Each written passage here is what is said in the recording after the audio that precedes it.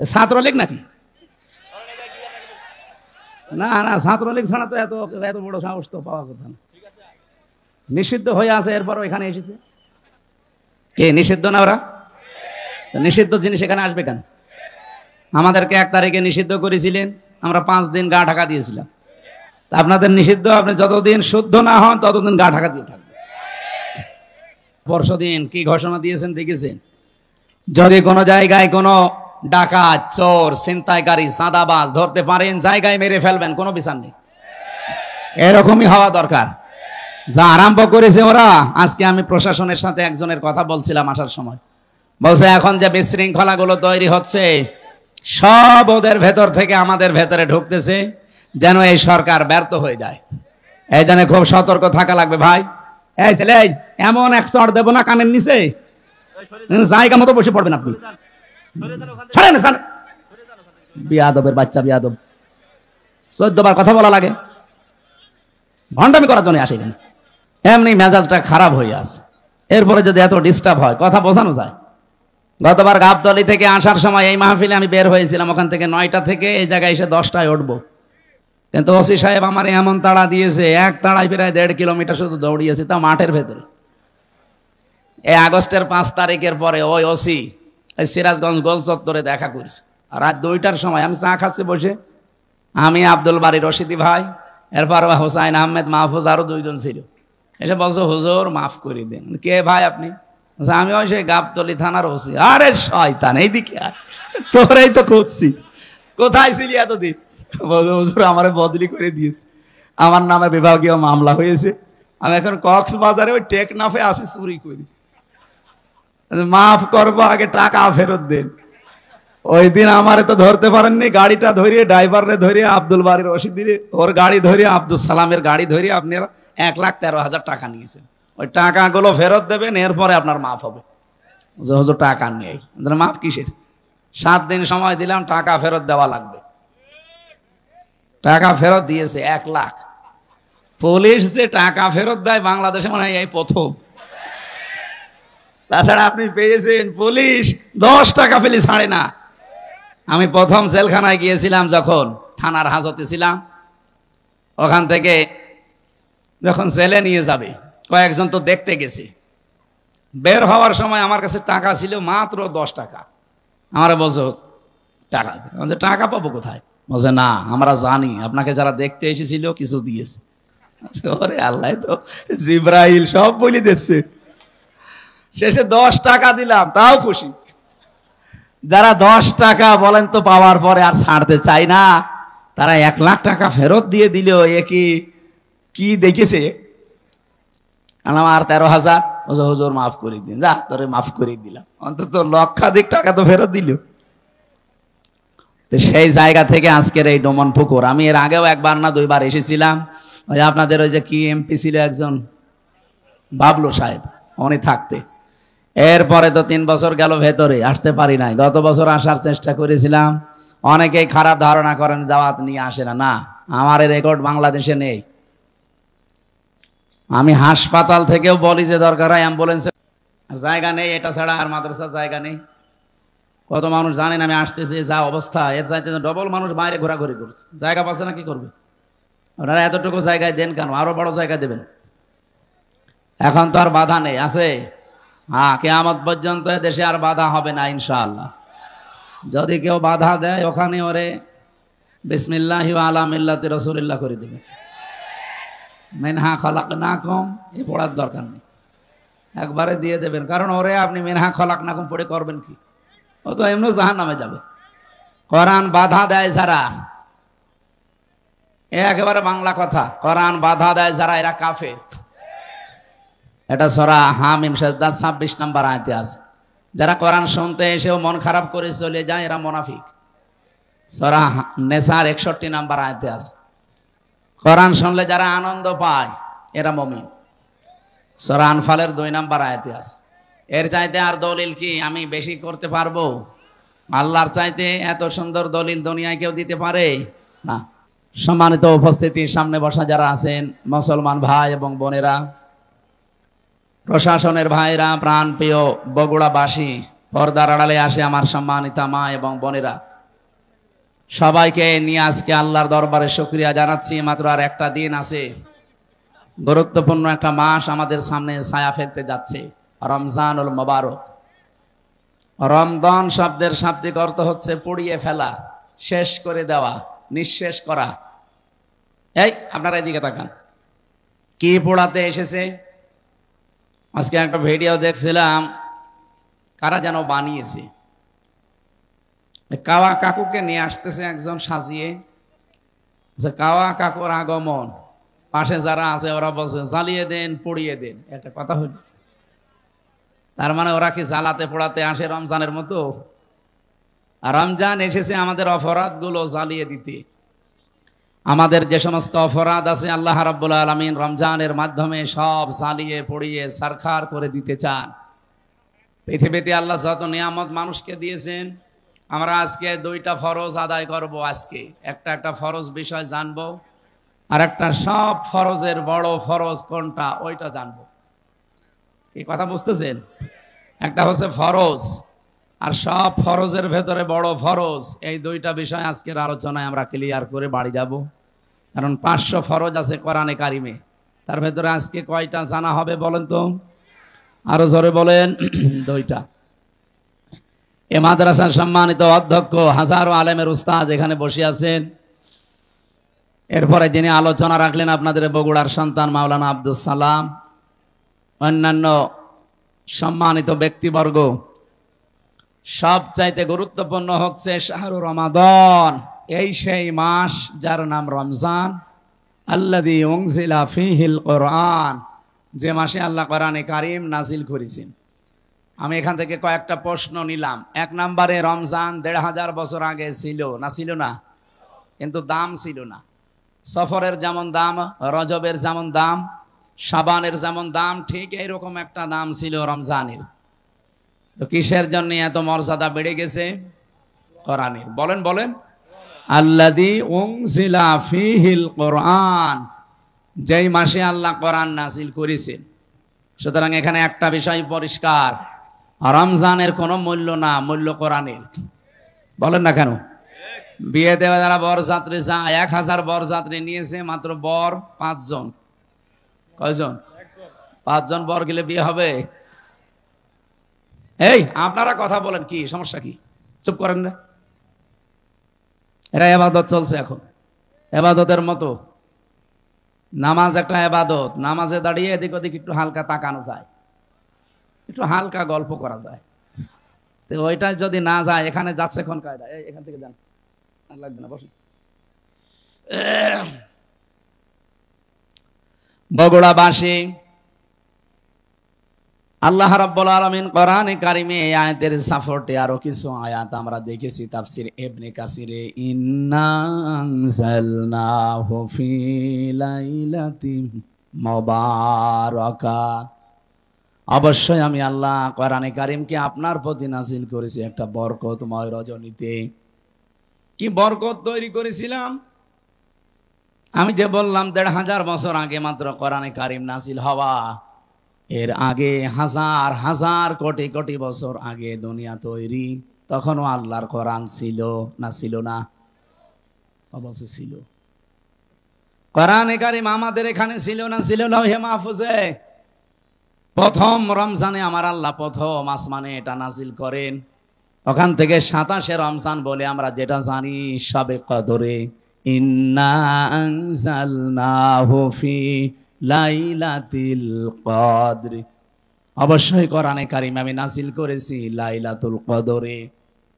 আমা আদরাকা মা লাইলাতুল কদর, হে নবী আপনি জানেন এটা কি? লাইলাতুল কদরি খায়রুম মিন আলফি শাহর। এই এখানে আলেম আছে যেহেতু কামিল মাদ্রাসা, খেয়াল করেন, আল্লাহ আলফুন শাহরুন দেননি যে 1000 বছর, আল্লাহ দিয়েছেন আলফুন শাহরুন। 1000 বছর এটা নাই, দুইটাই যেহেতু অনির্দিষ্ট, এই জন্য এটা শুধু 1000 বছর হবে না, এটা হাজার হাজার বছর হবে। তাফসীরে মুফাসসির জানাতে চেয়েছেন, হাজার হাজার বছরও পৃথিবীর মানুষের যে উপকার হয়নি, সৃষ্টি জগতের যে কল্যাণ হয়নি, কোরআন যেদিন নাজিল হয়েছে ওই দিন আমার আল্লাহ তামাম পৃথিবীর উপরে তার চাইতে বেশি কল্যাণ করেছেন। কি কল্যাণ দিলেন আল্লাহ! এত দামি একটা রাত বানিয়ে দিলেন যে হাজার হাজার হাজার হাজার মাসের চাইতেও এটা আল্লাহর কাছে উত্তম। কারণ শুধু একটাই, কোরআন দিয়ে আমার আল্লাহ শ্রমিকের মর্যাদা বৃদ্ধি করে দিয়েছেন, কোরআন দিয়ে নারীর মর্যাদা বৃদ্ধি করে দিয়েছেন। এত বেশি মর্যাদা আল্লাহ শ্রমিককে দিয়েছেন, বিশ্বনবী জানিয়েছেন আল কাসিবু হাবিবুল্লাহ, শ্রমিক যারা কাজ করে খায় এরা সাধারণ মানুষ থাকে না, এরা আল্লাহর বন্ধু হয়ে যায়। বাংলাদেশের নিয়মটা আলাদা, এদেশে যারা কাজ করে না খালি মেরে খায় এরা আল্লাহর বন্ধু। কি কথা বলে না কেন? 48,000-এর উপরে দরবার আছে এই দেশে। আপনি একটা দরবারের মানুষকে দেখান তো যে দরবারে মানুষ কাজ করে খায়, কোনো কাজ, শুধু হাদিয়া তোফা আসবে বিভিন্ন মুরিদদের।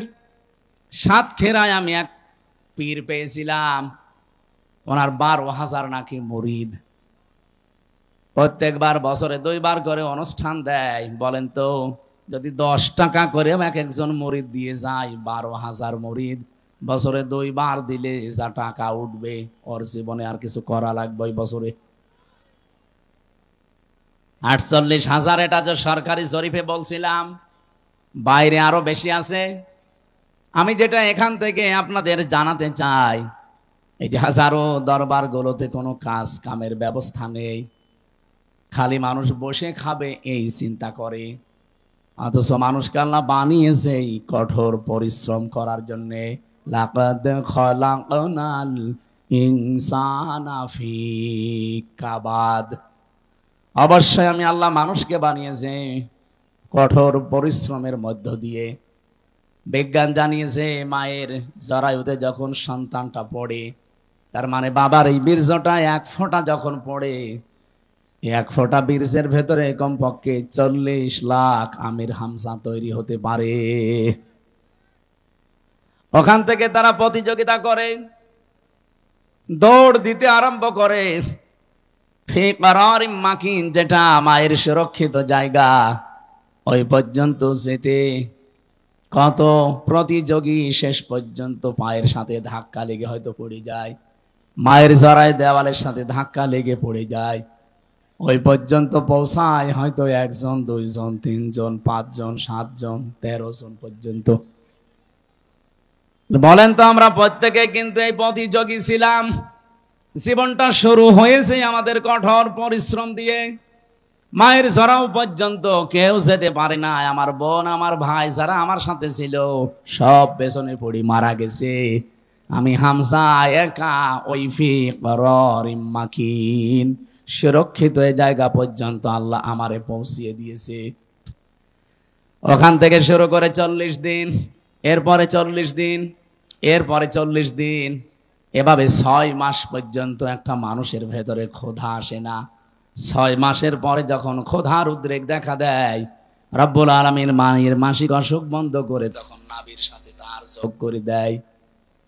এই যে আস্তে আস্তে আপনাকে কত স্ট্রাগল, কত কঠোর পরিশ্রমের মাধ্যমে উপরে তুলতেছে।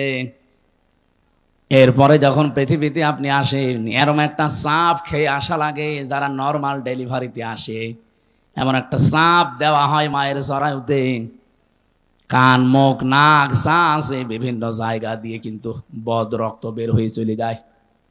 বিজ্ঞান এখন জানিয়েছে এই তথ্যটার উপরে ভিত্তি করে কষ্ট মাপার একটা পরিমাপ আছে, যন্ত্র আছে। এই যে বিশাল প্যান্ডেল দেখতে পাচ্ছেন, যদি আজকের সভাপতিকে বলা হয় এটা আপনি একটু মাপ দিয়ে দেন তো, উনি এটা দাড়ি পাল্লায় তুলে দেবে। হ্যাঁ, এটা মাপ দেওয়ার একটা যন্ত্র আছে না? ফিতা দিয়ে মাপবে, গজ দিয়ে মাপবে। এই যে জ্বর যদি হয় আমার শরীরে, এটা মাপার জন্য একটা আলাদা যন্ত্র আছে না? কি কথা বলে না কেন? কি নাম কি? থার্মোমিটার। দুনিয়াতে প্রতিটি জিনিস পরিমাপ করার জন্য আলাদা আলাদা যন্ত্র আমরা জানি আছে। এই আপনারা কথা বলবেন তো, নিয়ে আসলেন কেন? ইয়ার কি মারছে আপনার সাথে? এখান থেকে যান, ঘন্টামি করতে দাঁড়িয়েছিলেন। এগুলো তুলে দিন তো, তোলে না কিন্তু এখানে কি করে বেয়াদব ছাত্রলীগ নাকি? না না, ছাত্রলীগ ছাড়া তো এত বড় সাহস তো পাওয়ার কথা না। নিষিদ্ধ হয়ে আছে, এরপরও এখানে এসেছে। কে নিষিদ্ধ না ওরা? নিষিদ্ধ জিনিস এখানে আসবে কেন? আমাদেরকে 1 তারিখে নিষিদ্ধ করেছিলেন, আমরা 5 দিন গা ঢাকা দিয়েছিলাম। তা আপনাদের নিষিদ্ধ, আপনি যতদিন শুদ্ধ না হন ততদিন গা ঢাকা দিয়ে থাকবেন। পরশুদিন কি ঘোষণা দিয়েছেন দেখেছেন? যদি কোনো জায়গায় কোনো ডাকাত, চোর, ছিনতাইকারী, চাঁদাবাজ ধরতে পারেন, জায়গায় মেরে ফেলবেন, কোনো বিচার নেই। এরকমই হওয়া দরকার। যা আরম্ভ করেছে ওরা। আজকে আমি প্রশাসনের সাথে একজনের কথা বলছিলাম আসার সময়, বলছে এখন যে বিশৃঙ্খলা গুলো তৈরি হচ্ছে সব ওদের ভেতর থেকে আমাদের ভেতরে ঢুকতেছে, যেন এই সরকার ব্যর্থ হয়ে যায়। এই জন্য খুব সতর্ক থাকা লাগবে ভাই। এই ছেলে, এমন এক চড় দেবো না কানের নিচে, জায়গা মতো বসে পড়বেন আপনি। বিয়াদবের বাচ্চা, বিয়াদব। 14 বার কথা বলা লাগে, ভণ্ডামি করার জন্য আসে এখানে। এমনি মেজাজটা খারাপ হয়ে আছে, এরপরে যদি এত ডিস্টার্ব হয় কথা বোঝানো যায়। গতবার গাবতলী থেকে আসার সময় এই মাহফিলে আমি বের হয়েছিলাম, ওখান থেকে 9টা থেকে এই জায়গায় এসে 10টায় উঠবো, কিন্তু ওসি সাহেব আমার এমন তাড়া দিয়েছে, এক তাড়ায় প্রায় 1.5 কিলোমিটার শুধু দৌড়িয়েছে, তাও মাঠের ভেতরে। এই আগস্টের 5 তারিখের পরে ওই ওসি এই সিরাজগঞ্জ গোল চত্বরে দেখা করেছে। রাত 2টার সময় আমি চা খাচ্ছি বসে, আমি, আব্দুল বারী রশিদি ভাই, এরপর হোসাইন আহমেদ, মাহফুজ, আরো 2 জন ছিল। এসে বলছো হুজুর মাফ করে দেন। কে ভাই আপনি? আমি ওই সেই গাবতলী থানার ওসি। আরে শয়তান, এইদিকে আয়, তোরাই তো খুঁজছি, কোথায় ছিলি এতদিন? হুজুর আমারে বদলি করে দিয়েছে, আমার নামে বিভাগীয় মামলা হয়েছে, আমি এখন কক্সবাজারে ওই টেকনাফে আসি চুরি করি, মাফ করবো, আগে টাকা ফেরত দেন। ওই দিন আমারে তো ধরতে পারেননি, গাড়িটা ধরিয়ে, ড্রাইভারে ধরিয়ে, আব্দুল বারী রশিদিরে ওর গাড়ি ধরিয়ে, আব্দুল সালামের গাড়ি ধরিয়ে আপনারা 1,13,000 টাকা নিয়েছেন। ওই টাকাগুলো ফেরত দেবেন, এরপরে আপনার মাফ হবে। হুজুর টাকা নেই, মাফ কিসের? 7 দিন সময় দিলাম, টাকা ফেরত দেওয়া লাগবে। টাকা ফেরত দিয়েছে 1 লাখ। পুলিশ যে টাকা ফেরত দেয় বাংলাদেশে মনে হয় এই প্রথম। তাছাড়া আপনি পেয়েছেন পুলিশ 10 টাকা ফেলে ছাড়ে না। আমি প্রথম জেলখানায় গিয়েছিলাম যখন থানার হাজতে ছিলাম, ওখান থেকে যখন জেলে নিয়ে যাবে কয়েকজন তো দেখতে গেছি, বের হওয়ার সময় আমার কাছে টাকা ছিল মাত্র 10 টাকা। আমার বলছো টাকা, টাকা পাবো কোথায়? বলছে না, আমরা জানি আপনাকে যারা দেখতে এসেছিল কিছু দিয়েছে। ওরে আল্লাহ, তো জিব্রাইল সব বলে দিচ্ছে। শেষে 10 টাকা দিলাম, তাও খুশি। যারা 10 টাকা বলেন তো পাওয়ার পরে আর ছাড়তে চাই না, তারা 1 লাখ টাকা ফেরত দিয়ে দিল। এ কি দেখেছে? আর 13,000 হুজুর মাফ করে দিন, যা তোরে মাফ করে দিলাম, অন্তত লক্ষাধিক টাকা তো ফেরত দিল। তো সেই জায়গা থেকে আজকের এই ডোমন পুকুর। আমি এর আগেও 1বার না 2বার এসেছিলাম। ওই আপনাদের ওই যে কি এমপি ছিল একজন, বাবলু সাহেব, উনি থাকতে। এরপরে তো 3 বছর গেল ভেতরে, আসতে পারি নাই। গত বছর আসার চেষ্টা করেছিলাম। অনেকেই খারাপ ধারণা করেন দাওয়াত নিয়ে আসে না। না, আমার রেকর্ড বাংলাদেশে নেই। আমি হাসপাতাল থেকেও বলি যে দরকার হয় অ্যাম্বুলেন্সে করে নিয়ে যেয়ে বসিয়ে রাখেন, ওদেরকে খালি চেহারা দেখি আমি আবার ভর্তি হব। কিন্তু আমি শুনলাম যে গতকাল তিনি মাহফিলে দাওয়াত নিয়েছিলেন, ওই যে সেই ছোট হুজুরটা, ওটা নাকি আসে নাই। ও পরশুদিনও আমার সাথে ছিল পাবনায়, আসে নাই। এর আগে ছিল আমার সাথে ময়মনসিংহ, আসে নাই। কি করে কি দাওয়াত ওরা নিতে বলে কি? আপনারা জোর করবেন না, আমি জানি তার বাচ্চারা। আমার অনেকে বলে যে দাওয়াত দিয়ে দেন, আমি দাওয়াত দিয়ে তার এক মুসিবতে পড়বো। কারণ 100টার ভেতরে যদি 50টা মাহফিলে না আসে, তাহলে ওদের অবস্থা কি হবে বলেন? গতবার এই যে এখানে কোন মুরব্বী যেন হাও মাও করে কাঁদছিল, অথচ আমি তখন দৌড়াচ্ছিলাম মাঠের ভেতর দিয়ে, পা মা কেটে ফ্র্যাকচার হয়েছিল। পরবর্তীতে ভিডিও দেখলাম যে উনি কাঁদতেছে আর আব্দুল সালাম থামাচ্ছে মানুষকে। সুতরাং এই সেই বগুড়া। আমি সেই দিন থেকেই নিয়ত করেছিলাম যদি সময় পাল্টাইতে বাংলাদেশে এই মাহফিল দিয়ে শুরু হবে। যেন আজকে এই মাহফিল শেষ, আগামীকাল থেকে যেহেতু রমজান, প্রিন্সিপাল সাহেব আমার বাসায় জেল থেকে বের হয়ে প্রায় 2বার গেছে। প্রিন্সিপাল সাহেব একজন কামিল মাদ্রাসার প্রিন্সিপাল, বোঝেন আপনি, আমার বাবা আরো বড়। ওনার আমি সম্মান ওইভাবে হয়তো দিতে পারি নাই, তারপরেও দুইবার এখান থেকে সেই কুষ্টিয়ায় আসতে যেতে লাগে প্রায় 8-9 ঘন্টা। এই সময় ব্যয় করে উনি আপনাদের দেখানোর জন্য যে এবার আশা করি আর কেউ বাধা দিতে পারবে না। আর এখন বাধা দেওয়ার কেউ নেই, বাধা দিলে আমি আদেশ দিয়ে দিলাম, স্বরাষ্ট্রমন্ত্রীর ওই আদেশ মেরে ফেলবে, কারণ ওটা একটা ক্যান্সার। ওটা কি? ও ক্যান্সার বাঁচিয়ে রাখলে তো শরীর নষ্ট হয়ে যাবে। কোরআনের জন্য এই দেশটা টিকে আছে, আপনি কি টের পাচ্ছেন? এই দেশটা কোরআনের জন্য টিকে আছে, আর এখানে কোরআন থাকবে। 96% মুসলমান আমরা এই দেশে। কি নামাজ কম বেশি না পড়তে পারি, রোজা না রাখতে পারি, কোরআন শরীফ সম্পর্কে কিছু বললে দল বেদল নেই, তারে দেখে নেব। কারণ কিয়ামতের দিন কোন কোরআন শরীফ যদি বলে আল্লাহ আমি এর পক্ষে, তুমি মাফ করে দাও, আল্লাহ বলেন যা মাফ করে দিলাম। এজন্য কোরআন যেন বিপক্ষে না যায়। আল কোরআনু হুজ্জাতুল লাকা ওয়া আলাইকা, কোরআন যার পক্ষে সাক্ষী দেবে আল্লাহ তাকে জান্নাত দিয়ে দেবে, যার বিপক্ষে যাবে ও যত বড় পীরের মুরিদ হোক ও জাহান্নামে যাবে। এই জন্য আব্দুল বারী রশিদি সাহেবের উপরে, আব্দুল সালামের উপরে যাদের রাগ, মন খারাপ, ভুল বোঝেন না, এটা আমাদের কোনো দোষ নেই। কোরআন শরীফ আমি মাথায় নিয়ে বলতে পারি, আমি 100 ভাগ চেষ্টা করেছিলাম। ওখানে আমি 8টা থেকে 9টা 1 ঘন্টা কথা বলেছি গাবতলিতে, ওটা ঠিক মতো হয়ে গেল। সেই দিনে মনে হয় প্রধান অতিথি ওখানকার আওয়ামী লীগের একজন সভাপতি নাকি যেন উনি ছিল, ওর পরে এখানের একজন ভিপি ছিল প্রধান অতিথিকে আমি জানি না, শাহিন নাকি না, ওনারে আমি কল দিয়েছিলাম ওই দৌড়াতে দৌড়াতে। উনি বলছে হুজুর আপনি আসলে আমি তুলতে পারবো না, তাই আপনি যদি না পারেন আমি যাবো কোথায়? শেষে সিএনজি দিয়ে, মোটরসাইকেল দিয়ে কোথা থেকে সিরাজগঞ্জ পর্যন্ত পালিয়ে। এইভাবে হয়। আর আপনারা রাগ করেন যে উনি আসলো না, আমি আসবো কি করে? আমার তো আসতে দেয়নি। এই জন্য এখন বলছে আসেন, এই মাইক দিয়ে দিলাম, এখন মাইক কেড়ে নেন। কোন মায়ের দুধ খেয়েছেন আমি দেখবো, আসেন। মাইক ছেড়ে দিলাম, কেড়ে নিন।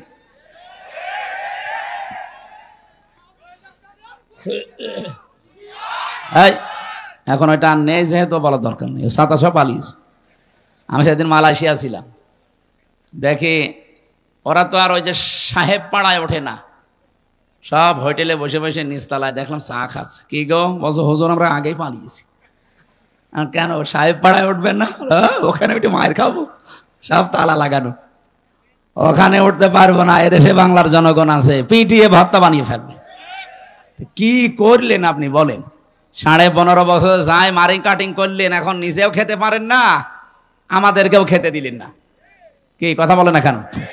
যত টাকা পাচার করেছিলেন টাকাগুলো যদি এই দেশে থাকতো, এই যে প্রায় 36 লাখ যুবক এখন বেকার, এদের বেকার থাকা লাগে?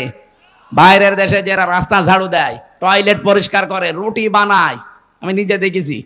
কেন এই কাজ করা লাগবে বাইরে? যে এদেশটা এত সমৃদ্ধশালী আর এত সম্পদ আল্লাহ এখানে দিয়েছে, বাইরের রাষ্ট্রগুলো পাগল হয়ে যাচ্ছে, বিশেষ করে চীন তো পাগল হয়ে যাচ্ছে দেশটাকে উন্নত করার জন্য, শুধু টাকা ঢালবে। আপনি টাকা নেই দেখলে কি দেখে ঢালবে তারা? এতদিন যে মানুষগুলো দায়িত্বে ছিল, আমাদের যারা ছিল এরা তো না, দায়িত্ব তো পালন করেছে দাদারা যা বলেছে তাই করেছে। ওরা আমাদেরকে ভয় দেখাতো আমরা নাকি না খেয়ে মারা যাবো। আরে ভাই, আমাদের বছরে 1 মাস না খেয়ে থাকা ফরজ। আল্লাহর হুকুম তো আছেই, আরো 27টা কায়দা আছে। রব্বুল আলামিন বলেন ওয়াং তাসুমু খায়রুল লাকুম ইন কুনতুম তা'লামুন, যদি তোমরা রোজা রাখো, সিয়াম সাধনা পালন করো, তোমাদের জন্যই ভালো হবে, উপকার হবে যদি তোমরা বোঝো। আয়াতটা নিয়ে চিন্তা ভাবনা করলাম, না খেয়ে থাকার ভেতরে আবার উপকার কি? কষ্ট হইতো। কি না খেয়ে থাকার ভেতরে তো কষ্ট, উপকার কিসের? 2টা বিষয় আমি পেয়েছি। 1 নম্বরে রব্বুল আলামিন বলেন রমজানের দ্বারা যেহেতু আমার উদ্দেশ্য মানুষ তাকওয়া অবলম্বন করবে, ইয়াউমা নাহশুরুল মুত্তাকিনা ইলার রহমানি ওয়াফদা, সূরা মারিয়ামের 85 নম্বর আয়াত।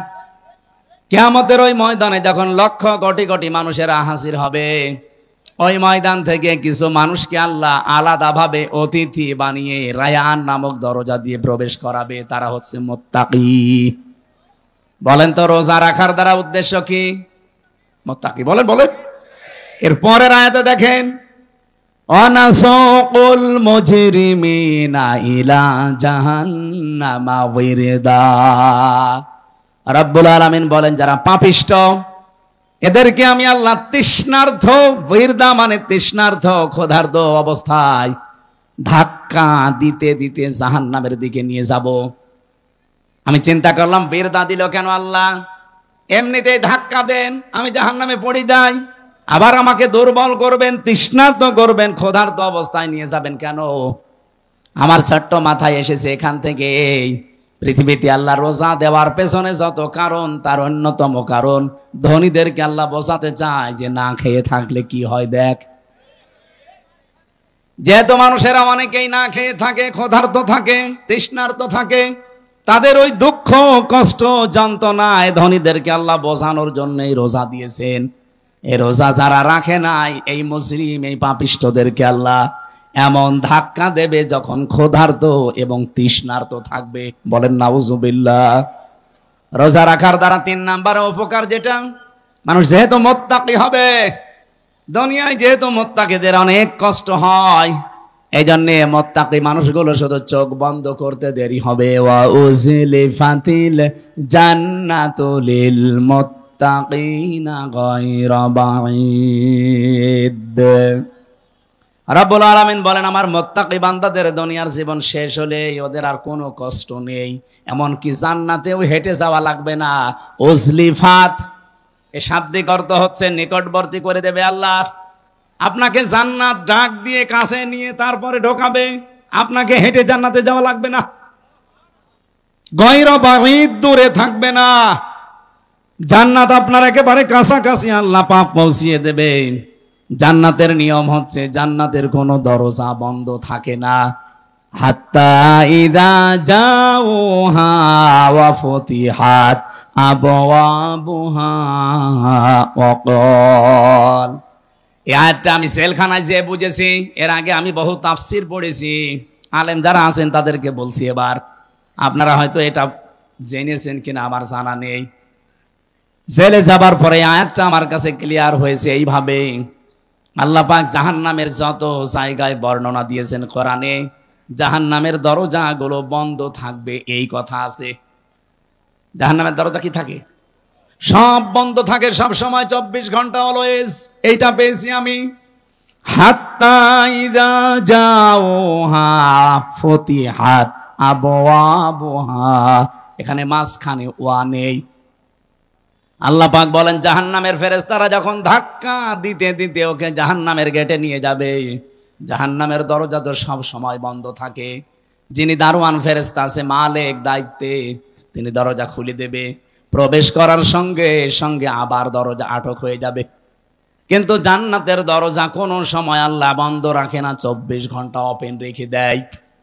এই মানুষগুলো যখন জান্নাত কাছে নিয়ে এসে আপনাকে প্রবেশ করাবে, জান্নাতের দরজা তো বন্ধ নেই, খোলাই থাকবে।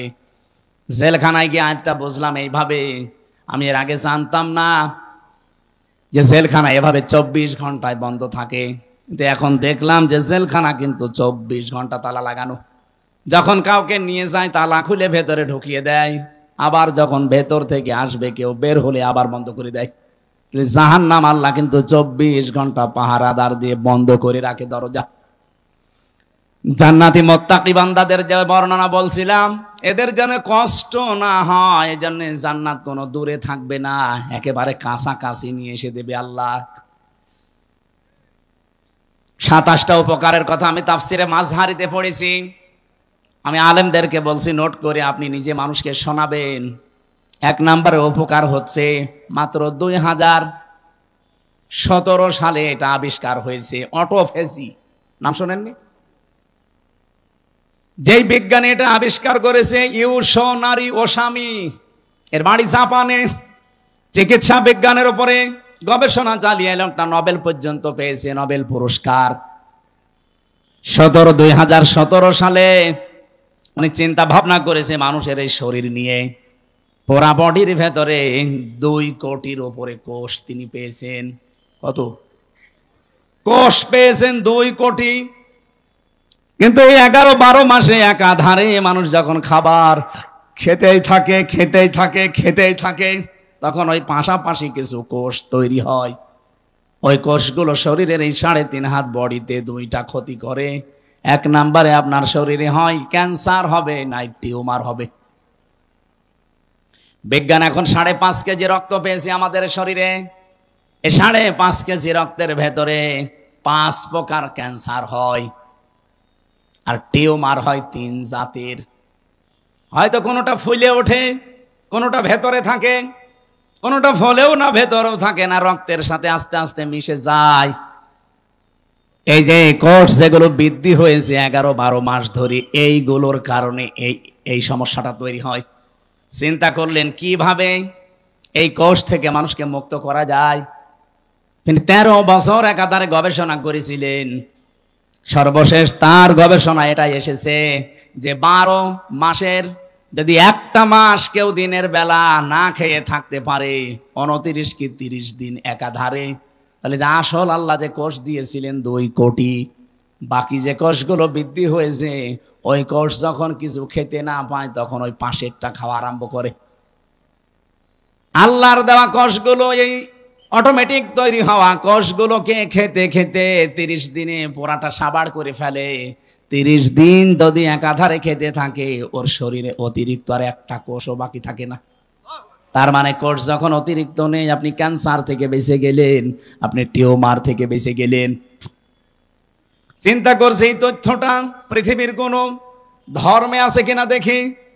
4,500 ধর্মীয় গ্রন্থ দুনিয়ায় আছে এখন, উনি সবগুলো একটা একটা করে মিলিয়ে না কোন গ্রন্থে এই তথ্য।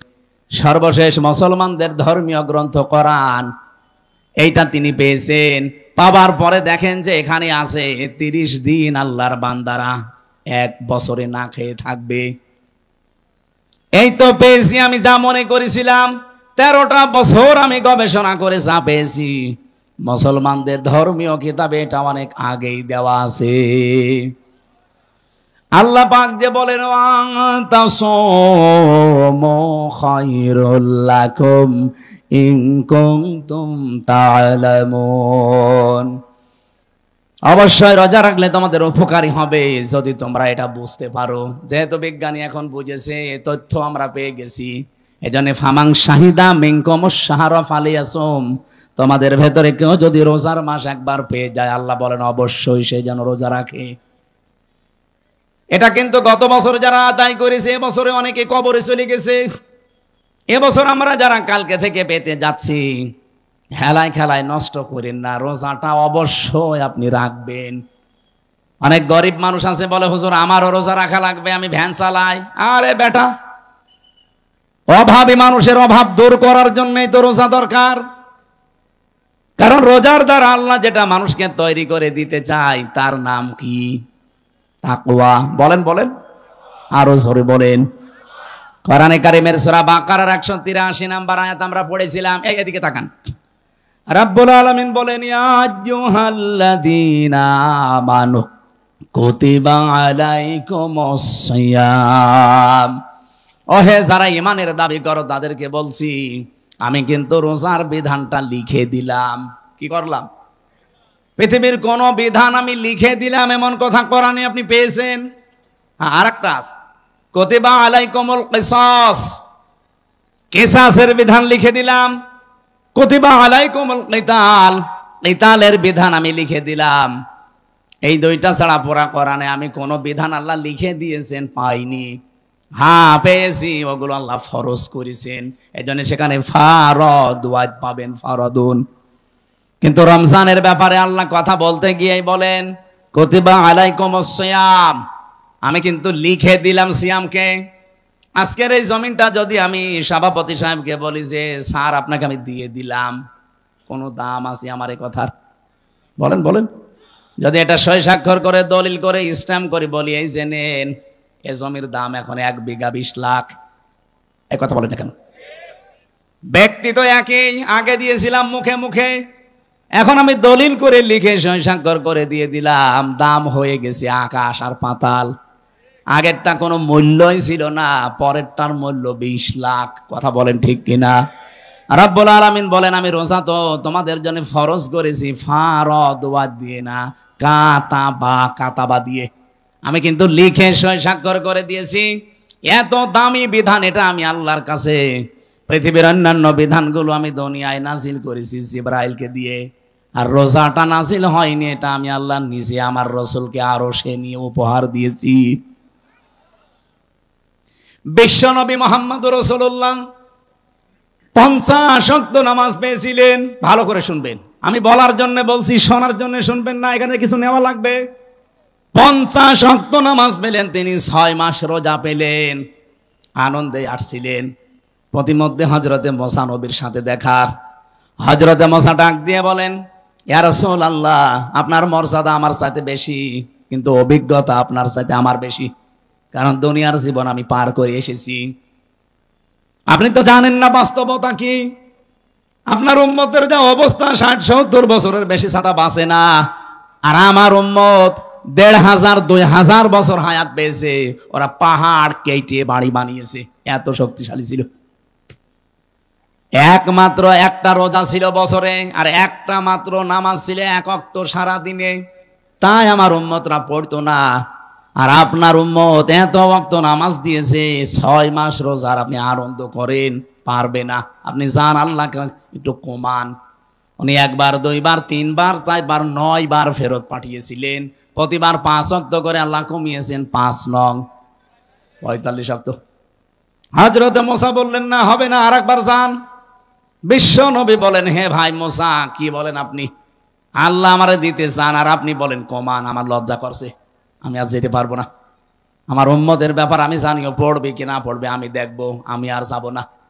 সঙ্গে সঙ্গে জিবরাইলকে ওই জায়গায় পাঠিয়ে দিয়েছিলেন। তখন তিনি 6ষ্ঠ আকাশে আছেন।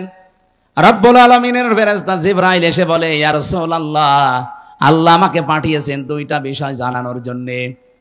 1 নম্বরে, আল্লাহ যেহেতু সিদ্ধান্ত নিয়ে রায় দিয়েছেন, অতাম্মাত কালিমাতু রাব্বিকা সিদকাও ওয়া আদলা লা মুবাদদিলা লিকালিমাতিহি ওয়া হুয়াস সামিউল আলিম। বলেন আল্লাহু আকবার। সূরা আনআম 115 নম্বর আয়াত। খুব ভালো করে খেয়াল করবেন, এখনই সেই শিক্ষাটা আসবে। এটা নিয়ে বাড়ি যাওয়া লাগবে, শুধু এসেছেন চলে যাবেন না। এই জন্য আমি মাহফিল করি না, আমি কিছু দেব এমন যেটা কোরআন হাদিসের সাথে মিলে গেলে আপনাকে নিয়ে বাড়ি যাওয়া লাগবে। কথা বলে না কেন?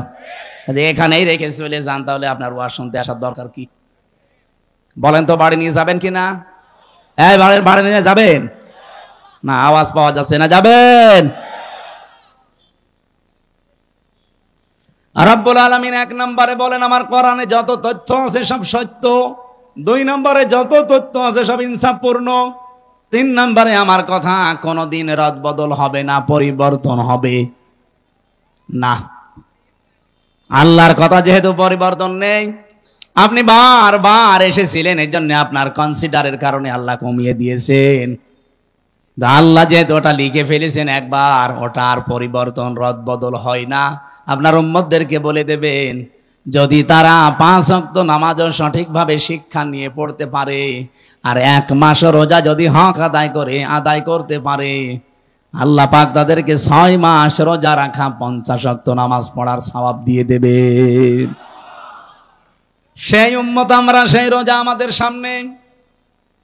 ও বগুড়াবাসী, এখান থেকে 3 নাম্বার যে কায়দাটা, লা মুবাদদিলা লিকালিমাতি, যেটা জিবরাইল আলাদা ভাবে শুনিয়েছেন, হে নবী, আপনার শুধু কনসিডারের কারণে আল্লাহ কিন্তু কমিয়েছে, কিন্তু সওয়াব কমাবে না। যদি 5 ওয়াক্ত হক আদায় করে পড়তে পারে, রোজা রাখতে পারে, আমি আল্লাহ ওইটাই রাখবো যেটা আগে দিয়েছিলাম। কারণ আল্লাহর কথায় কোনো পরিবর্তন, জোরে বলা লাগবে, আল্লাহর কথায় কোনো পরিবর্তন। কিন্তু বাংলাদেশের এমন এমন রায় আমরা 15 বছরে দেখলাম, যেটা পরিবর্তন অলরেডি হয়। এক কথা বলছে না কেন? এটিএম আজহারুল ইসলামের রায় দিয়েছিল যারা, শুনলাম নাকি কিয়ামত হয়ে গেলেও পাল্টাবে না, অথচ 3 দিন আগেই পাল্টিয়ে গেছে। এখন কিন্তু মঞ্জুর হয়েছে, উনি রিভিউ করতে পারবে, উনি শুনানি করতে পারবে। তার মানে এতদিন যা রায় ছিল, বোঝা যাচ্ছে এগুলো সব মিথ্যা। আমার মনে হয় এই সালাউদ্দিন কাদের চৌধুরী, মাওলানা মতিউর রহমান নিজামী, এই মানুষগুলো যদি এখন বেঁচে থাকতেন, আর যদি আগস্টের 5 তারিখের পরে যে পরিবর্তন দেখতে পাচ্ছি, ওনাদেরটাও এখন খারিজ হয়ে যেত, এখন আবার ওনাদের জামিন মঞ্জুর করানো যেত। হ্যাঁ, কিছু বদনসিব মানুষ আছে যাদের ভাগ্য খারাপ, এই মানুষগুলো এখন আরম্ভ করেছে 25 তারিখের পর থেকে যে না, ওনার সাজা হয়ে গেছে, ওনার মঞ্জুর করা ঠিক হয়নি। সাজা হয়ে গেলে যদি তার এটা আপিল ডিভিশনে মঞ্জুর করা ঠিক না হয়, তারেক জিয়া সাহেবের 9 বছর সাজা হয়েছিল, তার স্ত্রীর 3 বছর সাজা হয়েছিল। এই কথা বলছে না কেন? খালেদা জিয়ার 6 বছর সাজা হয়েছিল। কেন তাদেরকে সাজা থেকে মুক্ত করে মুক্ত জীবনে তাদেরকে ফিরিয়ে দেওয়া হবে? ওনাদের মামলা ইনাদের মামলা, সাজা তো সবারই এক। আপনি কেন পক্ষপাতিত্ব করেন? এই কথা যদি কেউ বলে, আল্লাহর অভিশাপ তার উপরে, তার বিবেক বুদ্ধি সব মারা গেছে। সালাউদ্দিন কাদের চৌধুরী চট্টগ্রামের, উনি বেঁচে থাকলে এখন মুক্ত জীবনে ফিরে আসতে পারতেন। আমার যতটুকু বাস্তবতায় ধারণা, হাসিনার আমলে 15.5 বছরে যারাই মিথ্যা মামলা, মিথ্যা সাক্ষীর কারণে জীবন নষ্ট হয়েছে, কোনো বিচার লাগবে না, কোনো রায় লাগবে না, সব ছেড়ে দেওয়া লাগবে। কিসের বিচার? ও তো সব বানিয়ে বিচার করেছিল। নয়তো খালেদা জিয়ার নামে যে মামলা দিয়েছে, আপনি বলেন তো, এতিমের টাকা আত্মসাৎ করা মামলা, এই টাকা আরো 6 ডবল বৃদ্ধি হয়েছে, তারও নোবেল দেওয়া দরকার, আর তারে আরো 6 বছর জেলে দিয়েছে। এগুলো কেন দিয়েছে? এক কাপড়ে তারে বাড়ি থেকে বের করে তারে 6 বছর জেলে, এমনকি এই কঠিন অবস্থায় তারে ফেলে রাখা ট্রাক দিয়ে বাড়ির সামনে, সবগুলো হাসিনার শুধু রাগের বহির্প্রকাশ। ও কিন্তু অলরেডি বলেও ফেলেছে যে আমি ওই বাড়ি থেকে খালেদাকে দাঁড়িয়ে দেব, একবার নিয়ত করেছিলাম, সেই নিয়ত উনি দেখালো। ম্যাডাম ওই দিন এক কাপড়ে বের হয়েছে, কান্নাকাটি করেছিল, তামাম দুনিয়া কেঁদেছে তার কান্না দেখে। অথচ এখনো পর্যন্ত অনেক মানুষ বলছে না, ওগুলো সব ভুলে গেছি, বাবা শাহজালাল সব হালাল। হালাল করবেন? হালাল করে কি হয়েছে ইতিহাসে? 54 বছরের দিকে তাকান, কি হয়েছে আপনি টের পাচ্ছেন? 75 সাল থেকে শুরু করে আপনি তাকান, যাদেরকে এভাবে হালাল করেছেন তারা কি বাসটা দিয়েছে। বাস দেওয়ার সময় তো একটু চেঁচে ঝুলিয়ে দেয়, তাও দেয়নি, পুরাটাই দিয়েছে। এখন যদি আবার সব হালাল করে নেন, এমন বাস দেবে না জীবনে বাপ বলার সময় পাবেন না। সুতরাং আল্লাহ যখন অলরেডি একটু সময় করে দিয়েছে, একটু দেখার চেষ্টা করেন বাংলাদেশে আল্লাহর বিধানটা কায়েম হলে কেমন দেখা যায়। সবই তো দেখলাম, কিছুই তো হয়নি। দল মত নির্বিশেষে এটা করা দরকার না? 50 ওয়াক্ত নামাজ দিয়েছিল, 50 ওয়াক্ত নামাজ শুধু পড়ার জন্য আল্লাহ দেয়নি, বলেছিল নামাজ কায়েম করবা। এই জন্য পড়া কোরআন শরীফের ভেতরে এক জায়গায় আছে মাত্র নামাজ পড়ার কথা। কয় জায়গায়? কোন জায়গায়? ফাসল্লি লি রব্বিকা, ফাসল্লি পর্যন্ত ঠিক আছে। বাংলাদেশে বহু মানুষ নামাজ পড়ে, কি করে? হয়তো লোক দেখানোর জন্যে, ভোট পাওয়ার জন্যে, অথবা মানুষ যেন বলে যে না লোকটা নামাজি, এই জন্যে। কথা বলেন না কেন? কিন্তু এর পরের শব্দ কি? ফাসল্লি লি রব্বিকা। শুধু নামাজ পড়লেও হবে না, রবের জন্য পড়া লাগবে। আর যারা রবের জন্য নামাজ একবার আরম্ভ করে, আপনি দেখবেন তামাম দুনিয়া একদিকে, তার নামাজ আপনি বাদ দিতে পারবেন না। আমি আমার রিমান্ডে দেখেছিলাম, আমার সামনে দিয়ে যে লোকটাকে নিয়ে গেল, তার এই নখ তুলেছে, বলছিল যে হামজা ভাই, আমাকেও নিয়ে গিয়েছিল ওই মেশিন গুলো দেখাতে, আমার তোলেনি কিন্তু নিয়েছে। ডিম আমাকেও দেখিয়েছে। এরকম একটা চেয়ারে বসিয়ে দেয়, হাতের সাথে পায়ের সাথে বেল লাগিয়ে দেয়, গলার সাথে একটা ক্লিপ লাগিয়ে দেয়, মাথায় একটা কালো কাপড় দিয়ে একটা শর্ট একটা সুইচ টিপ দেয়, এক টিপে 120 বার ঘোরে। আপনি টের পাচ্ছেন 120 বার 1 মিনিটে? 1 সেকেন্ডে কয়বার হয় চিন্তা করতে পারেন? আপনি ঘুরে দেখান তো। এতটুকু যদি ছেড়ে দেয় যে ভাই যা তোরে আমি একবারে 2-4 বার একটু শর্ট দিলাম, চলে যা, না, এবার এমন একটা মেশিন নিয়ে আসে, এই হাতের সাথে পায়ের সাথে একেবারে খাপ খাওয়ানো, শুধু আপনার এখানে ধরবে, একবার টিপ দেবে, সব নখগুলো খুলে চলে যাবে। আর নখ খুলে গেলেই ফিনকি দিয়ে রক্ত বের হয়। আপনি নখ খুলে দেখেন কি রক্ত বের হয়। রক্ত যেই ফিনকি দিয়ে বের হবে, তখন পাতলা মিহি যে লবণ, এটা ছিটিয়ে দেয়। বলতেই যদি আমার এমন লাগে, আমি নিজে ফেস করে আসলাম, কত বড় কঠিন ছিল বলেন তো। আপনি একটু নিজেকে কোনোদিন আয়না ঘরের সামনে দাঁড় করান যে ব্যারিস্টার আরমান 8 বছর ছিল ওই ঘরটায়, এদিকে 3.5 হাত, এদিকে 1.5 হাত, সামনে টয়লেট দেওয়া, যার কোনো দরজা নেই, কোনো দেওয়াল নেই, ওদের সামনে বসে টয়লেট করা লাগবে। আমি নিজে করেছি। জেলখানায় তো তাও অন্তত 1-1.5 হাত টয়লেটের দরজা দেওয়া আছে, আর ওখানে কোনো দরজা নেই, আবার পার সাথে চেন বান্ধা থাকে। আপনি কতক্ষণ থাকতে পারবেন এইভাবে? 2 দিন, 5 দিন, 7 দিন। ওইটা লোক 8 বছর কাটিয়েছে, 10 বছর কাটিয়েছে আমান আজমি ভাই। এখনো পর্যন্ত অনেকে জালেমের সাফাই গায় আর বলে না এটিএম আজহারুল সাজা প্রাপ্ত মানুষ, ওনারে মামলায় জামিন দেওয়া হবে কেন? ওরে জবাই করা দরকার শয়তান। হাসিনার আবার মামলা কিসের? ও তো যা করেছে সব রাগে পড়ে ওর বাবার ওই হত্যার প্রতিশোধ নেওয়ার জন্য। ওর বাবার নাম শুনলে আজ পর্যন্ত কোন মানুষ এ কথা বলেছে যে শহীদ বঙ্গবন্ধু? না, আমি পাইনি। কিন্তু আপনাদের বগুড়ার সন্তান শহীদ জিয়া, নাম শুনলেই মানুষ আগে শহীদ বলে।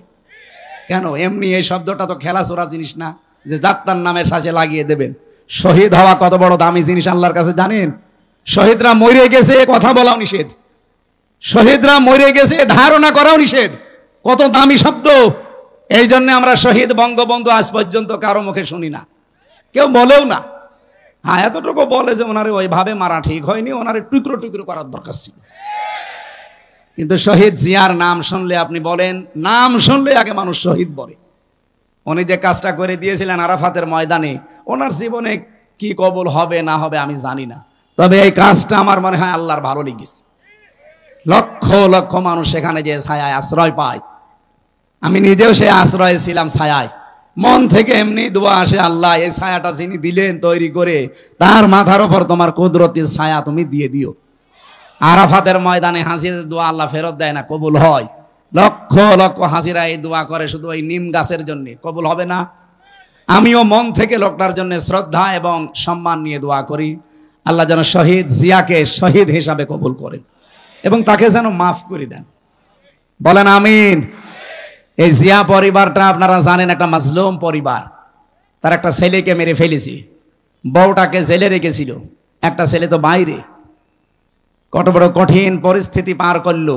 অথচ এই দলের ভেতরে এখন বাম আর রাম 2 গ্রুপ হয়ে একটা অলরেডি দাদা বাবুদের সাথে বাবা শাহজালাল সব হালাল করার চেষ্টায় আছে।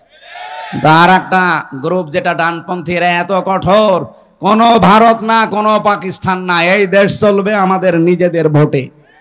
আর আমরা এইটা চাই। এদেশের মাতব্বরি কোনো ভারত না, কোনো চীন না, কোনো পাকিস্তান না, কোনো সৌদি আরব না, এখানে চলবে আমাদের মন মতো। যেহেতু 96% মুসলমান এখানে আমরা বাস করি, আমরা আল্লাহর গোলাম পরিচয় দেই, সুতরাং আমরা আল্লাহর বিধান এখানে চাই। এ ব্যাপারে কারো যদি দ্বিমত থাকে হাত তোলেন, তোলেন। নিরপরাধ কোন মানুষকে এই 15.5 বছরে যাই করেছেন, নিরপরাধ কোন মানুষকে আমরা আর নিরপরাধ কোন মানুষকে 1 সেকেন্ডও জেলে রাখতে চাই না।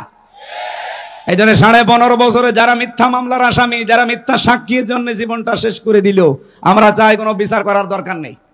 আইন মন্ত্রণালয়ে যিনি দায়িত্বে আছেন, আপনি ঢাকা ভার্সিটির একজন শ্রদ্ধাভাজন স্যার, আপনার সম্পর্কে অনেক কিছু তথ্য এখন সামনে আসছে। আশা করছি সাপ তুলতে যে কি কেসও খুঁড়তে যে আবার সাপ বেরিয়ে যেন না আসে। এটা আমার সামনে শুধু এই 10,000 20,000 মানুষ না, এখন 18 কোটি মানুষ আমার সামনে, এটা রেকর্ড হচ্ছে, সারা দুনিয়া চলছে। সবার পক্ষ থেকে আমি আহ্বান জানাচ্ছি আমার ইমানের দাবি থেকে, এটিএম আজহারুল ইসলামকে নিঃশর্তে মুক্তি দিয়ে তার কাছে ক্ষমা চাওয়া হোক। এই কথা বলেন না কেন? এই বৈধ দাবিতে আপনারা নেই? কারা আছেন দেখে তো ভাই, লিল্লাহে তাকবীর। দেখেন তো হাত তোলেনি কে?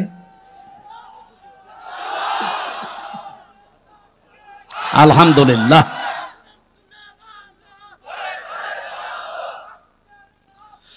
আমার ভাইরা,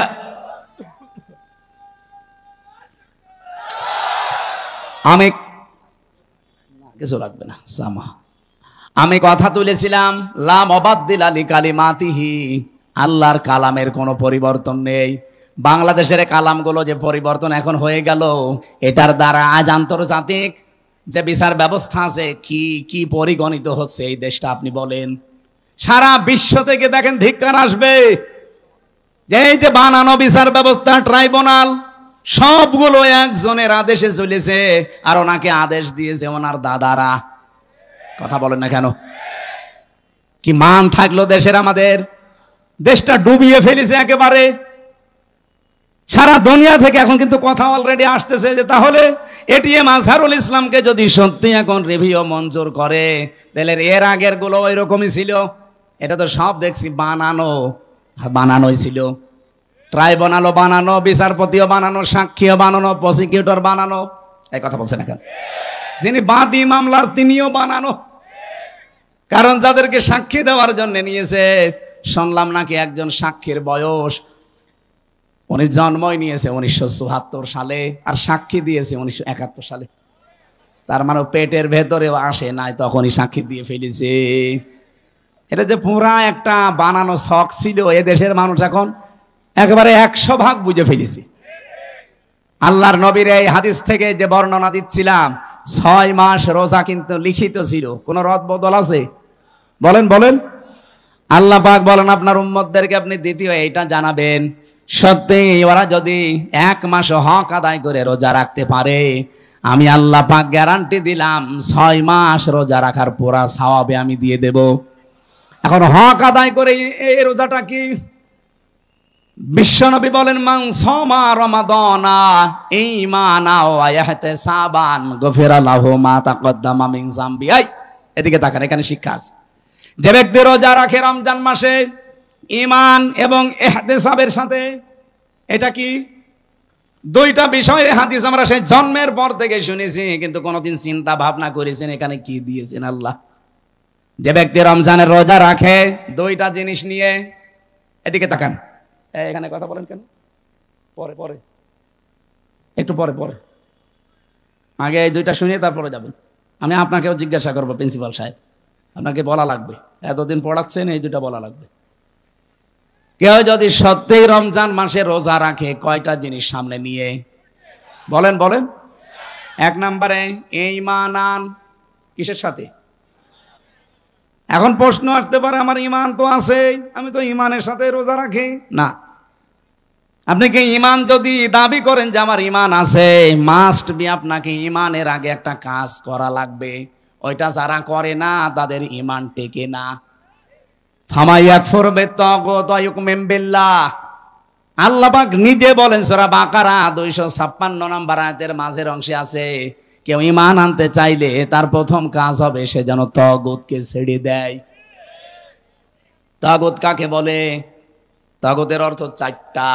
1 নাম্বার তাগুত হচ্ছে ওই শক্তি যে আল্লাহর হুকুম নিজে মানে না, অন্য কেউ মানবে মানতেও দেয় না। বলেন তো এই তাগুত পৃথিবীতে নেই? হ্যাঁ বলেন না কেন? চারিপাশে আমাদের এই শক্তি আছে, নিজেও মানে না, কেউ মানবে মানতেও দেয় না।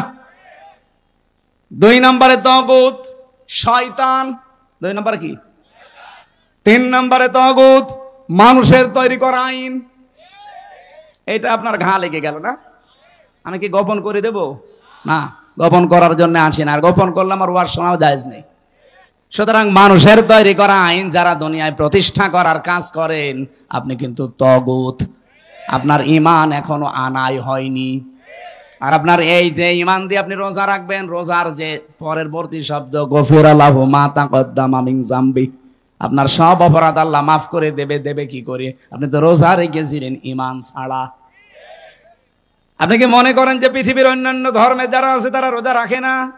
আমি বাইরের দেশগুলোতে ইহুদিদের সাথে মিশেছি, খ্রিস্টানদের সাথে মিশেছি, বৌদ্ধদের সাথে মিশেছি, আর মুশরিক তো পাশেই আছে।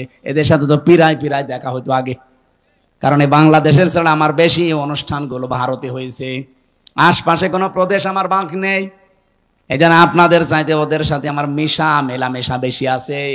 দেখেছি এই বিশ্বের যে কয়টা নাম বলছি, প্রত্যেক জাতি কম বেশি রোজা রাখে, কিন্তু তাদের রোজা আমাদের আল্লাহর নির্দেশ এবং রসুলের দেখানো পথে না। খ্রিস্টানরা রোজা রাখে, ওরা ইফতারি করে না। ইহুদিরা রোজা রাখে, ওরা সেহরি করে না। আর হিন্দু যারা কেউ মরে গেলে ওরাও রোজা রাখে, উপোস থাকে, ওরা সেহরিও নেই ইফতারিও নেই। আমাদের নবী যে আনন্দের কথা জানিয়েছেন, লিসাইমি ফারহাতান, ফারহাতুন ইনদা ফিতরিহি ওয়া ফারহাতুন ইনদা লিকাই রাব্বিহি। ইবনে মাজাহ শরীফের হাদিস। নবীজি বলেন প্রতিটি রোজাদারের জন্য দুইটা আনন্দের জায়গা আছে। এক নম্বরে ও যখন ইফতারি নিয়ে বসবে সারা দিনের পরে, তখন একটা আলাদা আনন্দ আল্লাহ তাকে দান করবে। দুই নম্বরে যখন এই রোজাদাররা রায়্যান নামক দরজা দিয়ে প্রবেশ করে আল্লাহর সাক্ষাৎ পাবে, এটা সবচাইতে বড় আনন্দের বিষয়। অন্যান্য জাতির রোজা কি আমাদের মতো? বলেন বলেন। তাহলে প্রথম নম্বরে কি বললাম?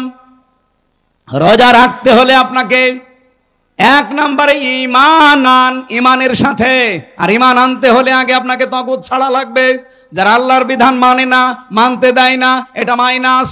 শয়তান মাইনাস। এখন যদি বলেন শয়তান পাবো কোথায়? আছে, শয়তান নেই? যারা অহংকার করে তারা শয়তান, যারা অপচয় করে তারা শয়তান, যারা যৌনতা ছড়ায় তারা শয়তান। এরকম সৃষ্টিতে নেই। আসতে বলেন কেন নেই? শয়তান খোঁজা লাগে। শয়তান তো তারা যারা অহংকার করে, শয়তান তারা যারা অপচয় করে, শয়তান তারা যারা নিজেদেরকে যৌন অঙ্গ যেগুলো গোপন রাখা দরকার এগুলো মানুষকে দেখায়। শয়তান খোঁজার জন্য আমেরিকায় যাওয়া লাগবে? এ বগুড়াতেও শয়তান আছে না? এইগুলো থেকে মুক্ত হবেন। তিন নম্বরে মানুষের তৈরি করা আইন যারা কায়েম করতে চায় এরা শয়তান। এই তাগুতের সাথে যারা আছেন তাদের রোজা হচ্ছে না। এগুলো ছেড়ে দিয়ে রোজা রাখেন, ঈমান হইল। দুই নম্বরে ইহতিসাবান। ইহতিসাব মানে এটা হিসাব থেকে এসেছে। আপনাকে একেবারে পঙ্খানো হিসাব নিকাশ করে করে সামনের জীবন আপনি চালাবেন। কি দিয়ে? অল ফুরকান।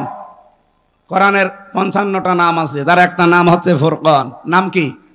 সত্য মিথ্যা পার্থক্য করে বাকি জীবন আপনাকে চালানো লাগবে। আমি বলেছিলাম না আজকে একটা ফরজ জানাবো, আর সব ফরজের বড় ফরজ জানাবো। ফরজ হচ্ছে রমজানের রোজা, আর সব ফরজের বড় ফরজ হচ্ছে কোরআন দিয়ে হক আর বাতিল পার্থক্য করে বাকি জীবন চালানো। এই ফরজটা মানা যাবে না। এইটা এখন দরকার। রমজান আসবে, চলেও যাবে 30 দিন পর, কিন্তু আপনি যদি হক আর বাতিল পার্থক্য করে কোরআন দিয়ে জীবন চালাতে না পারেন, আপনার বড় ফরজ আদায় হয়নি, কিয়ামতে ধরা খাবেন। আল্লাহ তাআলা এগুলো এমনি দেয়নি আপনাকে। ইউরিদুল্লাহু বিকুমুল ইসরা ওয়ালা ইউরিদু বিকুমুল উসরা ওয়ালিতুকমিলুল ইদ্দাতা ওয়ালিতুকাব্বিরুল্লাহা আলা মা হাদাকুম ওয়া লাআল্লাকুম তাশকুরুন। এই আমার উপরে কথা বলে কারা কইরা? শেষ করে দেব নাকি? বেশি রাত হয়ে গেছে। সেহরি খাওয়া লাগবে আজকে নাকি? সেহরি কালকে, ইনশাল্লাহ কালকে। আর একটু কথা বলবো না শেষ করে দেব? রোজা রাখাই লাগবে, মাস্ট বি। আর হক আর বাতিল পার্থক্য করে কোরআন দিয়ে সামনের জীবন চালানোই লাগবে। তাছাড়া রোজার কোনো উপকার আপনি পাবেন? বলেন। রোজাদারের জন্য অন্যতম উপকার হচ্ছে আমাইয়াত্তাকিল্লাহা ইয়াজআল লাহু মাখরাজা। রব্বুল আলামিন বলেন যদি রোজা রাখার দ্বারা মানুষ তাকওয়া অবলম্বন করে, এমন জায়গা থেকে আমি আল্লাহ তার রিস্কের ব্যবস্থা করি যার ধারণাও সে কোনোদিন করে নাই। আমি এরকম প্রায় 33টা বিষয় পেয়েছি এদের। যারা রোজা রাখার দ্বারা তাকওয়া অবলম্বন করবে তাদের তো 27টা উপকার হবে দুনিয়া আখেরাত মিলে। আর 33টার ভেতরে 1 নম্বরে হচ্ছে এমন জায়গা থেকে আল্লাহ তাকে বিপদে পড়লে সাহায্য পাঠাবে, ওর ধারণাও ছিল না যে এই জায়গা থেকে সাহায্য আসতে পারে। 1 নম্বরে পেয়েছি হযরত ইউসুফ আলাইহিস সালামের নাম। এটা সূরা ইউসুফে 12 নম্বর পারা 17 নম্বর পৃষ্ঠার 1 নম্বর লাইনের 23 নম্বর আয়াতে পাবেন। وراودته التي هو في بيتها عن نفسه وغلقت الأبواب وقالت هيت لك। রব্বুল আলামিন বলেন যে মহিলার ঘরে হযরত ইউসুফ ছিলেন, ও কিন্তু তাকে ফাঁসলিয়ে নিয়ে গেছে 7 তলা বিল্ডিং এর উপরে। 7টা দরজায় তালা লাগিয়েছে, নিজের কাপড় চোপড় সবগুলো খুলেছে, আর ডাক দিয়েছে ওয়াকালাত হাইতা লাক, আমার দিকে আসো। হযরত ইউসুফ প্রথমে তিনি বললেন ক্বালা মাআযাল্লাহ ইন্নাহু রাব্বি আহসানা মাসওয়ায়া ইন্নাহু লা ইউফলিহুজ জালিমুন। আল্লাহর সাহায্য চাই, আমার রব, এখানে রব বলতে আমার যিনি দায়িত্বে আছেন, আপনার স্বামী আজিজে মিসর, এই লোকটা আমার দায়িত্বশীল, তার আমানত আপনি, আমি আপনার খেয়ানত করতে পারি না। ইন্নাহু লা ইফলিহুজ জালিমুন, এই খেয়াল করেন, ইফলিহু এটা মোসারে, বর্তমান ভবিষ্যৎ, প্রেজেন্ট ফিউচার। ইউসুফ নবী ওখানে যেই মহিলাকে উদ্দেশ্য করে কথা বলছিলেন, ওখানে মহিলা কয়জন ছিল? আরো জোরে বলেন। তাহলে একজন দিলে জালেম দিতে পারতেন, জালিমুন দিলেন কেন? হযরত ইউসুফ যদিও জুলাইখাকে উদ্দেশ্য করে কথাটা বলতে চেয়েছেন, কিন্তু কিয়ামত পর্যন্ত হাজারো জুলাইখার বোন আসবে। কথা বলেন না কেন? হযরত ইউসুফ আল্লাহকে জানাতে চেয়েছিলেন এবং ওই মহিলাকে শোনাতে চেয়েছিলেন, কোনদিন কোন জালেম সফল হচ্ছে না, হবে না। ওই আয়াতটা কোরআনে এখনো আছে না নেই? আরো জোরে বলেন, আছে না নেই? সুতরাং যারা জালেম হবেন, চর্মচোখে মনে হবে হ্যাঁ অনেক কিছু পাচ্ছি, অনেক উন্নতি হচ্ছে, যদি জুলুম আপনার ভেতরে পাওয়া যায়, আল্লাহর কসম কোনদিন আপনি সফল হতে পারবেন না। যে জায়গার ইচ্ছা করেছিলেন ওখানে যাওয়ার আগে আপনার পতন হবে। পৃথিবীর কোন জালেম সফল হয়নি এর আগে, কোনদিন আর হবে? যদি হয় তাহলে আয়াত মিথ্যা হয়ে যাবে, আল্লাহ তার কোরআন মিথ্যা করবে। এখানে কোন জালেমকে আল্লাহ সফল হতে দেয় না। আর জালেমের বিরুদ্ধে আল্লাহ নিজে কিয়ামতে মামলা দায়ের করবে। বাংলাদেশে 1628 জন মানুষ দায়িত্বে ছিল, এখনো 100 জনের প্রায় 90 জন ওই রকম মানুষই আছে, যারা এই তিনটা নাম নির্বাচন করেছে, ডিসি, এসপি, টিওনো। আমার মনে হয় এগুলোকে সব এই মুহূর্তে ছাঁটাই করা দরকার। কারণ এরা যদি থেকে আবার নির্বাচন হয়, সংস্কার না করে ওই আবার দিনের ভোট রাতে হবে, আবার 154 জন হবে। কথা বলছে না কেন? আমরা চাই এগুলো একটাও যেন না থাকে। যারা আছে সবগুলোকে বিদায় করেন। এই 15.5 বছরে যারা বৈষম্যের শিকার ছিল তাদেরকে নিয়ে এসে বসান। আমি কি বেশি বলছি? এটা না করে আবার নির্বাচন করেন, ওই আবার দিনের ভোট রাতে হয়ে যাবে। কারণ সেই ওসি, সেই ডিসি, সেই এসপি, সেই টিওনো এখনো পর্যন্ত আছে না। এই জন্য 1628টা চেয়ারে একটাও পুরাতন মানুষ থাকা যাবে না। গত কয়েকদিন আগে প্রায় 44টা ডিসি অলরেডি পাল্টিয়ে গেছে, তাদের অবসরে দিয়ে দিয়েছে বাধ্যতামূলক। ডক্টর মোহাম্মদ ইউনুস 2 নবীর নাম নিয়ে বসে আছে, মোহাম্মদ আর ইউনুস। কয় নবীর? 2 নবীর নাম নিয়ে কাজ করছে যে না একটাও রাখবো না। যেগুলো জালেমকে সাহায্য করেছে একবারে 44টা ডিসি শেষ। বলছে আপনারা বাধ্যতামূলক অবসরে। বলছে না আমাদের তো এখনো বয়স শেষ হয়নি। বলে না, শেষ হয়ে গেছে।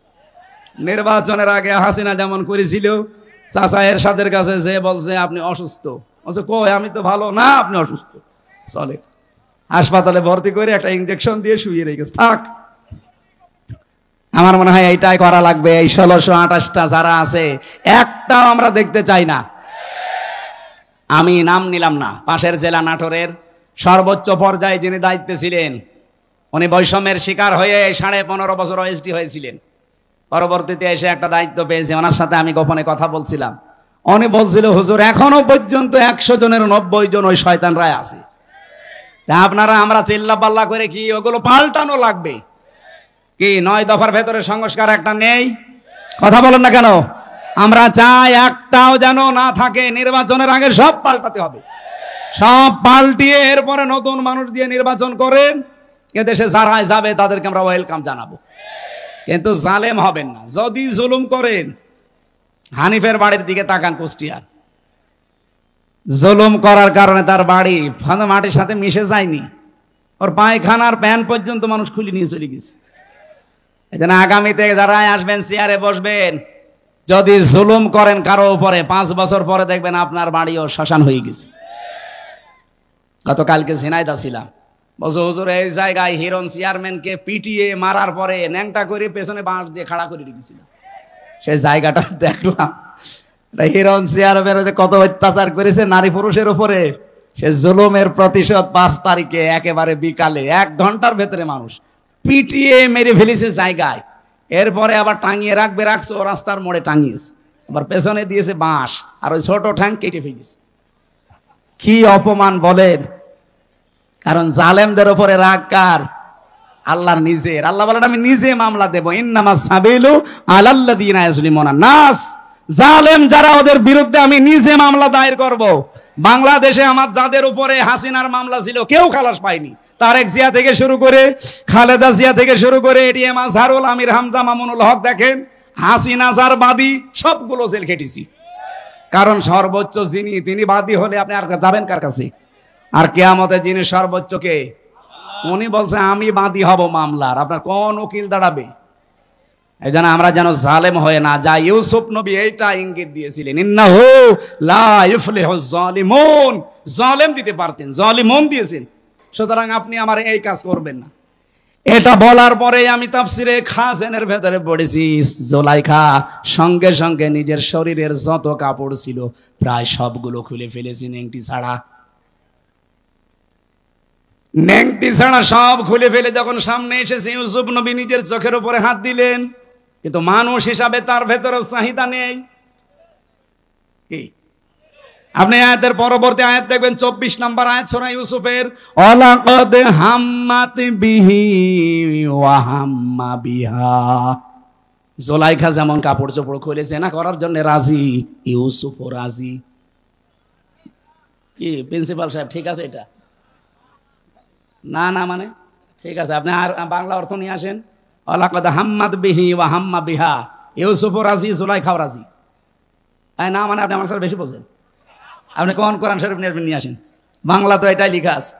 এভাবে অর্থ করলে ইমান থাকবে? এটা নবীর উপরে তহমত চলে যাচ্ছে না জেনার, অথচ আল্লাহ কিন্তু এইভাবে নাজিল করেছেন, ওয়ালাকাদ হাম্মাত বিহি ওয়া হাম্মা বিহা। আরে ভাই, এই জন্যই তাফসীর মাহফিলে আসতে হয়। আপনি যদি সবই বুঝে ফেলেন তা আমি কি ঘাস কাটছি? আল্লাহ রাব্বুল আলামিন বলেন দুইজনেই কিন্তু এগ্রি হয়ে গিয়েছিল। এখানে একজন পুরুষ, ওয়ালাকাদ হাম্মাত, মহিলার শব্দ আল্লাহ দিয়েছেন মুআন্নাস, ওয়ালাকাদ হাম্মাত বিহি ওয়া হাম্মা বিহা, এটা মহিলা। একটা পুরুষের নাম মহিলার নাম দিয়ে আল্লাহ জানাতে চায়, জুলাইখা তো আগেই রাজি ছিল, ইউসুফও রাজি হয়ে গিয়েছিল। এই যে ইউসুফও রাজি হয়ে গিয়েছিল, এটার ব্যাখ্যায় তাফসীরে জালালাইনের ভেতরে পড়েছি, হযরত ইউসুফ তো মানুষ না ফেরেশতা? আরো জোরে বলেন। মানুষ হিসাবে চাহিদা আমাদের চাইতে ওনার 100 গুণ বেশি ছিল। কারণ আমার হাতের ভেতরে যে শক্তি আছে, হযরত ইউসুফ নবী ছিলেন, এক একজন নবীর ভেতরে আমাদের মতো 100 আমির হামজার শক্তি আছে। আমি মেয়ে লোক দেখলে যদি কন্ট্রোল হতে না পারি, আর তাও যেমন তেমন কালো ধলা, আর উনি পেয়েছে বিশ্ব সুন্দরী, তাও উলঙ্গ। আপনি চিন্তা করতে পারেন, পৃথিবীতে আমি 4 জন মহিলার নাম পেয়েছি, আল্লাহ তাদের সব চাইতে সুন্দর করে বানিয়েছিলেন। 1 নম্বরে আমাদের আদি মাতা হযরতে হাওয়া, 2 নম্বরে জুলাইখা, 3 নম্বরে পেয়েছি হযরতে ইব্রাহিম নবীর বড় স্ত্রী সারা, 4 নম্বরে আমাদের নবীর মেয়ে ছোটটা ফাতেমাতুজ জোহরা। এত সুন্দর করে আল্লাহ জানে বানিয়েছে। আর ইউসুফ নবীও আমাদের মতো সাধারণ ওই হাড় বাল খাওয়া লোক না। কি আপনি বগুড়ার মোড়ে মোড়ে দেখেন, ইন্ডিয়া হারবাল, কলকাতা হারবাল। ওনার ভেতরে 100 আমির হামজার যৌবন ছিল। চিন্তা করা যায় কত কঠিন পরিস্থিতি পার করছেন। এই জন্য আল্লাহ বলেন হাম্মাত বিহি ওয়া হাম্মা বিহা। জুলাইখা যেমন রাজি আগে থেকে, ইউসুফও রাজি হয়ে গিয়েছিল। লাউলা আর বুরহানা রাব্বি, যদি তার রব তাকে কিছু দলিল আর প্রমাণ না দেখাতেন। এই যে আমি তাফসীর থেকে নোট করেছি, আল্লাহ পাক বলেন তাকে যদি কিছু দলিল প্রমাণ আমি না দেখাতাম, সেও কিন্তু রাজি হয়ে গিয়েছিল। কি দলিল দেখিয়েছিলেন? এখানে 3টা জিনিসের নাম আছে জালালাইনে। 1 নম্বরে উনি দলিল দেখলেন, ওই ঘরের ভেতরে হযরত জিবরাইল হাজির হয়ে গেছে। কেন হাজির হয়েছিলেন? 1 নাম্বার কারণ হচ্ছে, এত কিছু সামনে পাওয়ার পরেও হযরত ইউসুফ এগিয়ে যাননি, উনি খালি পিছাচ্ছিলেন। আর জুলাইখা এগিয়ে যাচ্ছিল। এই যে পিছিয়ে ছিলেন, এতটুকু আল্লাহর ভালো লেগেছে। রব্বুল আলামিন এই জন্যই তার কাছে পাঠিয়েছে প্রথম একটা চিঠি। হযরতে জিবরাইল মেলে ধরেছিল, আমি তোমার মালিক বলছি, তুমি কিন্তু জেনা করতে পারো না। 2 নম্বরের দলিল হযরত ইয়াকুব আলাইহিস সালাম, যেন মনে হচ্ছে সরাসরি ঘরের ভেতরে দাঁড়িয়ে বলছে, ইউসুফ আমি তোমার বাবা বলছি, তুমি কিন্তু জেনা করতে পারো না। 3 নম্বরে আকস্মিকভাবে ঘরের ভেতরে একটা অন্ধকার পরিস্থিতি তৈরি হয়ে গিয়েছিল। এই তিনটা দলিল দেখার পরে হযরত ইউসুফ মনের ভেতরে যে আশাটা ছিল, ওই আশাটার উপরে ভর করে তিনি কিন্তু জানতেন না যে সবগুলো দরজায় তো তালা মারা, কোনো জায়গায় লাভ নেই। আর মেয়েটাও বলেই দিয়েছে সামনে যে কোনো লাভ হবে না, সব আমার কাছে তালা লাগানো, চাবি এই যে চাবি নিজের কাছে দিয়েছে। হযরত ইউসুফ শুধু মনের উপরে জোর দিয়ে আল্লাহর উপরে ভরসা করে তিনি যখন দৌড় দিয়েছেন দরজার কাছে যাবার পরে, খাজেনে পাবেন, খাজেন তাফসীর, দরজা প্রথম যেটা ওর কাছে যাবার পরে দেখে না দরজা খোলে না, মনে মনে সিদ্ধান্ত নেন, আল্লাহ আমি তো তোমার উপরে ভরসা করে মনের উপরে জোর দিয়ে এ পর্যন্ত দৌড়িয়ে এসেছিলাম, কমপক্ষে এই বাস থেকে বাস পর্যন্ত, এই ঘরের কোণা থেকে পর্যন্ত দরজায় আমি আসলাম, কিন্তু দরজা তো যে অবস্থা, এ তো নিজে মানুষের ভাঙা সম্ভব না, তালা লাগানো। ইউসুফ নবী এই কয়েক সেকেন্ডের ভেতরে ভাবছিলেন ওর মহিলাও দৌড় দিয়েছে। প্রথম নাম্বারে যখন এক পা দুই পা করে জুলাইখা এগিয়ে আসে, ইউসুফ নবী তো চোখ বন্ধ করেছিলেন, হঠাৎ চোখ খুলে দেখে দরজা খুলে গেছে। রাব্বুল আলামিন বলেন, ওমাইয়াত্তাকিল্লাহা ইয়ারযুকহু মিন হাইসু লা ইয়াহতাসিব ওমাইয়াতাওয়াক্কাল আলাল্লাহি ফাহুয়া হাসবুহ, ইলা আখিরি আয়াত। সূরা তালাকের 2 এবং 3 নম্বর আয়াতে আছে, আল্লাহর প্রতি কেউ যদি তাকওয়া অবলম্বন করতেই পারে, অবশ্যই আল্লাহ এমন জায়গা থেকে তার রাস্তা তৈরি করে দেয় তার ধারণাও ছিল না। ইউসুফ নবী কোনো দিন ধারণা করে নাই যে দরজা খুলতে পারে। খুলেছে কে? কিসের কারণে? তাকওয়া। বলেন বলেন। আমরা রমজান আল্লাহ দিল এইটা তৈরি করার জন্য। নারী পুরুষ সত্যি যদি এইটা তৈরি করতে পারি 1 মাসের ভেতরে, আগামী বাকি জীবনে এমন এমন জায়গায় বিপদে পড়বেন, সাহায্য আল্লাহ পাঠাবে যেটা ধারণাও আপনার ছিল না, ওই আল্লাহ এখনো নেই। ওই আল্লাহর দিকে তাকিয়ে রমজানের হক আদায় করে রোজা রাখার চেষ্টা চালানো দরকার। আমি শেষ করে দিলাম না, এখানে কিছু কাজ আছে না, মানে আমি শেষ করছি না। হ্যাঁ, এইটা কি করেন আপনারা? হ্যাঁ, ভেতরে যারা দাঁড়িয়ে আছেন ব্যাগ নিয়ে আপনারা দাঁড়ান, দাঁড়িয়ে ওই পাশ থেকে এ পাশে চলে আসেন, এরপরে আমি শুরু করছি। এখানে আমাদের প্রধান অতিথি আজকে মিল্টন ভাই না? প্রধান অতিথি। এত ব্যস্ত মানুষ এতক্ষণ বসে আছেন, আপনি 2 মিনিট দোয়া শেষ চলে যেতে পারতেন। এতক্ষণ বসে আছে আলহামদুলিল্লাহ আমাদের বড় ভাই মিল্টন ভাই, উনি আপনাদেরকে সালাম দেবে, দোয়া নেবে, এরপর আমার আলোচনা দেখি কত দূর কি করা যায়, এরপরে দোয়া করব। মাহফিল তো বছরের মতো এটাই শেষ। বাবা শাহজালাল আজকে সব হালাল করে থুয়ে যাব। ভাইয়ের কাছে দেন। এই সভাপতি আছে আমাদের শাহাবুদ্দিন স্যার, এরপরে আমাদের মিল্টন ভাই আছে। এই কথা বলেন না কেন? আপনি বলেন, আপনি ঘোষণা দিয়ে দেন নাম। এই মাইকটা দেন, মাইকটা দেন। এই যারা টাকা পয়সা দিতে চান ওনাদের কাছে দিয়ে দেন। বিসমিল্লাহির রহমানির রহিম।